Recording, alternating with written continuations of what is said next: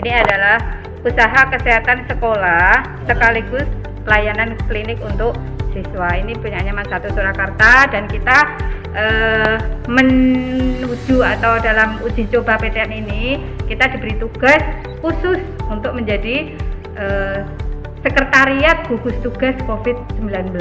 Ini saya bersama kru saya, tim Mbak Tri, silahkan perkenalkan. Ya, nama saya Tri Harnide. Teguh, silahkan. Selamat pagi, salam kenal. Mas Fahri, Pak Nama Fahri. saya Pak Fahri. Ini secara garis besar akan menjelaskan apa yang ada di UKS MAN 1 Surakarta ini dan apa yang bisa kami lakukan untuk melayani siswa MAN 1 Surakarta pada uji coba PTN dan nanti setelah PTN. Berikut adalah fasilitas yang tersedia di UKS MAN 1 Surakarta. Kita masuk ke ruang pemeriksaan. Di sini tersedia ada 4 pemeriksaan. Kemudian jika siswa itu mungkin lemah, ini bisa menaiki tangga untuk menuju dipan. Kemudian di sini ada untuk mengukur tinggi badan, kemudian alat pengukur berat badan, kemudian kita juga menyediakan termogan untuk mengukur suhu.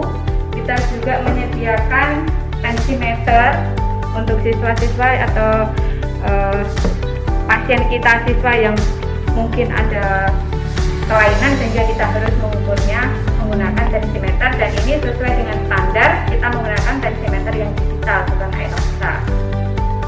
Kemudian wastafel, kita juga menyediakan wastafel beserta tempat sampahnya. Jadi ketika kita selesai mengukur siswa, kita menggunakan wastafel untuk cuci tangan dengan sabun. Ini kita lakukan ini sesuai dengan SOP yang seharusnya. Jadi siswa masuk, prosedurnya itu nanti kita periksa dulu. Kemudian kalau sudah diperiksa, kita taruh di ruang perawatan di sana. Di ruang perawatan, kalau misalnya sudah memungkinkan, baru kita kembalikan ke kelas. Kalau misalnya siswa kok mungkin suhu tubuhnya tidak bisa turun atau enggak turun, itu kita rujuk ke puskesmas, karena kita di bawah di bawah Puskesmas Gambirisari. Kita kerjasama dengan Puskesmas Gambirisari. Saya akan memperlihatkan juga fasilitas-fasilitas yang lain yang ada di UKS MAN 1 Surakarta. Ini ada 4 dipan perawatan untuk siswa. Kemudian kita sediakan juga tabung oksigen. Tabung oksigen kita ada 2, satu ukuran 1,5 meter dan yang satu ini ukuran 1 meter. Ada drug bar untuk siswa, kita ada 4 drug bar. Kemudian ini fasilitas secara administrasi. Ini obat yang daily kita sediakan untuk siswa. Ini obat dailynya. Ini sudah kita pilah-pilah, kita masukkan ke sini.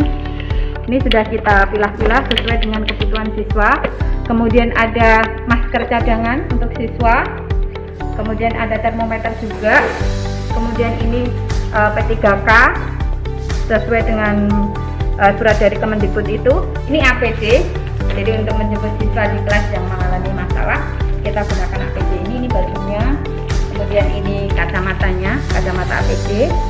Kemudian ini kaos tangannya yang kita gunakan setiap saat kita pakai ini. Untuk memeriksa siswa pun kita harus pakai ini. Kemudian ini sepatu APD-nya. Ini kita gunakan sepatu ini. Ini juga ada dispenser. Karena siswa sakit itu selalu memerlukan air hangat untuk dikonsumsi siswa, untuk menetralkan suhu tubuh siswa tersebut kita memerlukan air hangat. Kami akan melakukan simulasi bagaimana menangani siswa yang bermasalah dengan kesehatannya berkaitan dengan COVID-19. Ini ada salah satu guru yang kita umpamakan seandainya dia itu siswa. Nah, ini pertama siswa ketika masih bisa berjalan sendiri, ya masuk ke ruang kelas didampingi oleh guru pakai hand sanitizer, kemudian diantar ke ruang pemeriksaan dulu.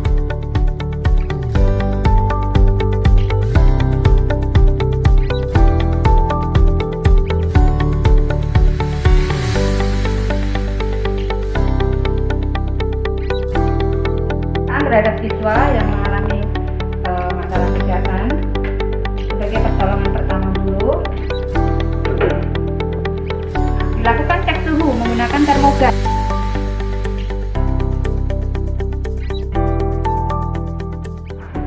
Suhunya tinggi, itu siswa nanti kita bawa ke ruang ini ruang pemeriksaan di ruang perawatan.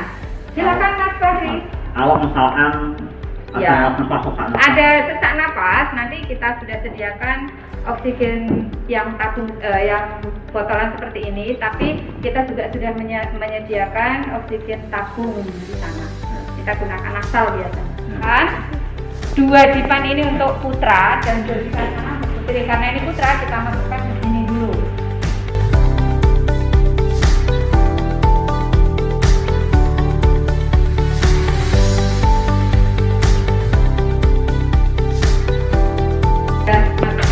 Kemudian kita persiapkan apa yang akan kita berikan kepada siswa.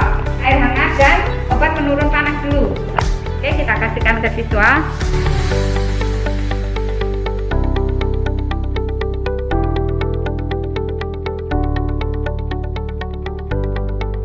Kita persilakan siswa untuk istirahat.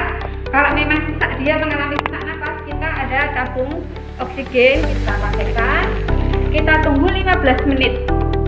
15 menit kemudian kita akan cek lagi suhunya. Kalau memang suhunya turun, berarti dia kita kembalikan ke kelas.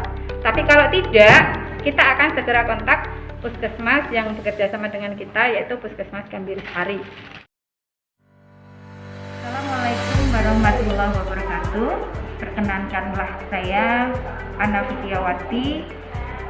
Jabatan saya sebagai koordinator BK di Mandatu Surakarta. Kami ingin informasikan bahwa persiapan kami sebagai guru BK di dalam menghadapi pelaksanaan PTM ini sudah kami lakukan dari kemarin-kemarin yang berhubungan dengan anak dan konseling anak, ya. Dan sekarang sudah masuk di dalam pelaksanaan PTM. Peran kami sebagai guru BK dalam pelaksanaan PTM ini antara lain satu, yaitu memantau kedatangan siswa di depan, baik itu dalam memantau bagaimana dia cuci tangan masuk, kemudian cek suhu, kemudian ada absensi yang ada di sana, berikut catatan suhu anak pada saat itu diperbolehkan masuk. Kami selalu memantau di depan. Kemudian kami juga bekerja sama dengan wali kelas yang berhubungan dengan siswanya yang tidak masuk pada hari itu, untuk menghubungi orang tua dengan keterangan ataupun alasan mengapa anak ini tidak masuk, agar ada informasi ataupun koordinasi antara sekolahan dengan orang tua. Pelaksanaan PTM minggu ini kami sebagai guru BK juga mempersiapkan diri, antara lain yaitu ini gunanya apa, nanti sewaktu-waktu kalau ada anak konsultasi ke guru BK, kami tetap menerima konsultasi tersebut dengan adanya alat seperti ini, bisa menjaga jarak antara peserta didik dan konselor.